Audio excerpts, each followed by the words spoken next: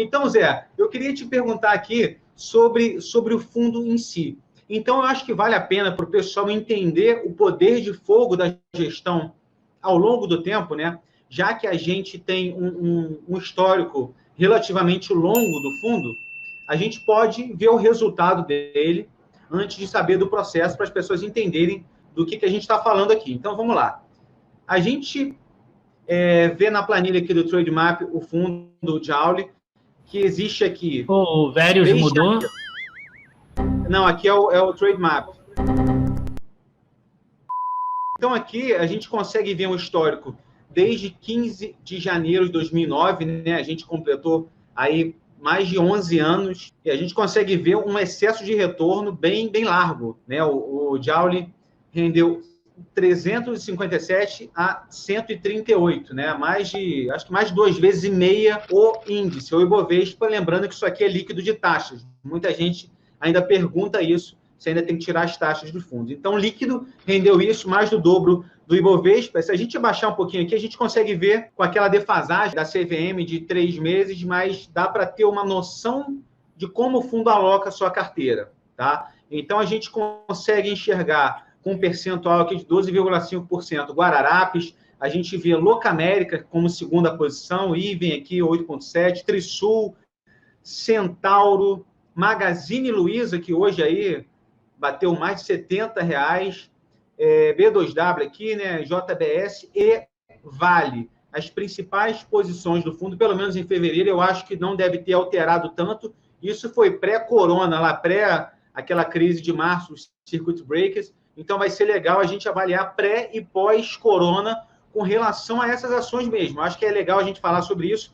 Só para terminar sobre essa questão do fundo, a gente vê aqui volatilidade em 12 meses aqui, tá? E a rentabilidade também, a captação dele, a aplicação inicial e demais nuances aqui. A gente consegue ver também Guararapes, por exemplo, como a primeira posição, que o fundo estava alocado em 12,41 milhões aqui em setembro de 2019, e agora fevereiro está mais que o dobro da posição, 26,33. Então a gente consegue ver essa movimentação de cada posição do fundo, né? E também o patrimônio captação, o patrimônio aqui de 191 milhões, a captação de 150, e como o Zé falou, 4.300 cotistas no fundo. Então, Zé, eu queria que você falasse aqui para a gente sobre as empresas do fundo pré- e pós-corona. Quais são as que vocês acham que realmente ainda ficaram para trás? Quais, de repente, vocês fizeram um processo de desinvestimento? Então, é importante o investidor ter uma percepção de como um gestor, um grande gestor, age aí pré- e pós-crise. Pós não, porque a gente não acabou a crise, mas, enfim, aquele ápice da crise talvez tenha passado. Vamos lá, obrigado, Rafael. Assim, de fato, geralmente a gente gira muito pouco a nossa carteira, né? Então, em média, a gente segura uma posição por 4 anos, né? Isso é histórico. Em determinadas situações, a gente é obrigado a agir de forma mais rápida, mas o nosso processo de investimento que é determinante para o que a gente faz, né? Para as nossas tomadas de decisão. Então, basicamente, a nossa estratégia é analisar muito bem a empresa, o setor, entender muito bem como ela funciona, de onde vêm as receitas, para onde vão as despesas, os custos, etc. Entender como ela funciona, a dinâmica competitiva do setor dela e, de fato, avaliar o que a gente chama de valor econômico da empresa, né? E com base nisso, com base na incerteza de todas essas variáveis e com upside em relação ao valor econômico, então a diferença entre o valor de mercado e o valor econômico é que a gente monta uma posição na empresa. Então, geralmente é uma atividade bastante paciente. Você compra a empresa se valendo de alguma assimetria de informação ou de avaliação, arbitragem de horizonte de investimento, arbitragem de taxa de crescimento. Então, você compra baseado em alguma coisa desse tipo, alguma falha de percepção média de mercado a respeito, né, desse tipo de coisa, e espera que o mercado de fato perceba, que a empresa entregue, espera que as coisas de fato colaborem no sentido do que você analisou, né? E eventualmente as coisas não acontecem conforme você planejou. Então, no nosso caso, por exemplo, a gente tinha essa posição em fevereiro, se não era exatamente essa é da CVM, era essa. Se não é da CVM, aqueles, né, é um algoritmo, algum tipo de algoritmo, é bem parecida com isso, mas a gente de fato foi forçado a fazer algumas mudanças importantes. Então, naquela lógica ali, de que a gente tinha uma participação muito grande em Guararapes, uma participação muito grande em Unidas ali, né? Guararapes e Unidas só estava ali, quer dizer, entre uma participação grande, porque ela tinha uma simetria muito grande entre risco e retorno. Então, para quem quer entender exatamente o que eu estou falando, lá no nosso site, entrando na página do fundo, já Olivelli FIA, vai ter lá cartas e vai ter uma carta sobre risco, né? Outra vez eu também cheguei a comentar um pouco isso. Para a gente, o valor econômico, ele está associado à dispersão dele, ao erro dele, né? Então, a Unidas, ela trazia um upside não tão alto, na época, em relação ao resto que eu tinha na carteira, mas com uma grande assimetria de risco e retorno. Tinha muito pouca chance de perder qualquer centavo de dinheiro na Unidas. E a Guararapes era o nosso pé leve para esse ano, era quem ia carregar a cota do fundo, parecido com o que a Trisul fez, por exemplo, no ano passado, né? Então, a Guararapes tinha tudo para ter um ano fantástico, inclusive depois, ela teve um quarto trimestre muito bom, a gente fez o movimento antes, inclusive, da divulgação do quarto trimestre, e depois só mostrou que a gente, de fato, nossa percepção estava certa, né? A moda feminina cresceu ali 10%, a renda tinha crescido 6%, para você ter uma ideia, um parâmetro, né, do quarto trimestre, e a gente tem também no nosso modelo uma indexação, uma dependência muito grande de um trimestre em relação ao outro. Então, a gente pega a média de participação de um trimestre contra o outro, faz um teste aqui quadrado, testa as médias ali, e, de fato, o primeiro trimestre também foi muito bom. Durante o Covid, ela divulgou um primeiro trimestre também muito bom ainda, mesmo tendo já alguns dias afetados ali pelo Covid. Mas por que a gente, então, fez teve que mexer em Guararapes, mexer em Centauro, duas participações menores e comprou bastante Magazine Luiza, comprou uma JBS com esse dinheiro, né? Porque, de fato, nosso investment case na Guararapes, ele é muito oculto, vamos dizer, para o investidor marginal. Então, os nossos modelos, por exemplo, de venda por metro quadrado, etc., tem um coeficiente de explicação R2 histórico ali de 0,98. Então, e o macroeconômico, que relaciona com PIB, renda, emprego, etc., a IGPM, é de 0,82. Então, a gente tem ela muito na mão. E por ter ela muito na mão, a gente sabe que a despesa operacional dela, que gira hoje em torno de 3 bilhões de reais por ano, né, é muito fixo. Então, ela tem uma alavancagem operacional e financeira muito grande. O que acontece é que, sem venda, o resultado vai vir horrível, né? O resultado virá horrível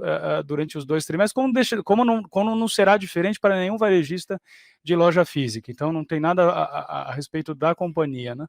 E, ao mesmo tempo, a gente montou uma operação importante em Magazine Luiza, que depois nos surpreendeu até positivamente. A gente gravou outro vídeo, a seu convite ali, sobre a própria Magazine, e deu bastante dinheiro. E a boa notícia agora da Guararapes é que, conforme a gente falou na nossa cartinha, na nossa carta de gestão, primeira carta sobre o Covid, a gente escreveu: olha, pessoal, a gente infelizmente teve que aumentar a nossa posição de caixa, o nosso fundo é 100% comprado em ações, né?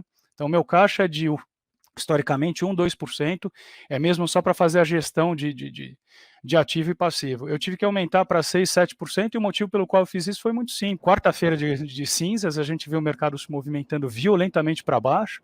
Na quinta-feira também, eu olhei para a minha carteira e olhei: olha, hoje eu tenho 30% de passivo de plataforma de distribuição. 30% do passivo eu não conheço, ou não me conhece há bastante tempo. Eu tenho 20% das minhas posições que estão mais sujeitas a uma variação ruim, né? Podem estar caindo 20% no dia. Se eu tiver algum tipo de liquidação de resgate para fazer, eu não vou vender. Eu não vou vender a minha Unidas amassada, não vou vender minha Guararapes, eu também não quero que quem sobrar no fundo fique com uma participação maior do que eu planejei. Então foi fácil, foi 30% vezes 20%, fiz 6% de caixa, né? E eu disse lá na cartinha lá que a gente ia terminar a crise inteirinho comprado, mas isso aí não era caixa não é ativo para a gente, etc. A boa notícia é que semana passada o fundo comprou até a última ação que a gente tinha vendido, então em quantidade hoje eu tenho mais do que eu tinha antes do Covid, e deu um resultado já fabuloso, e agora a gente basicamente está esperando aí um quarto trimestre, tomara que tenha um quarto trimestre bom para a empresa.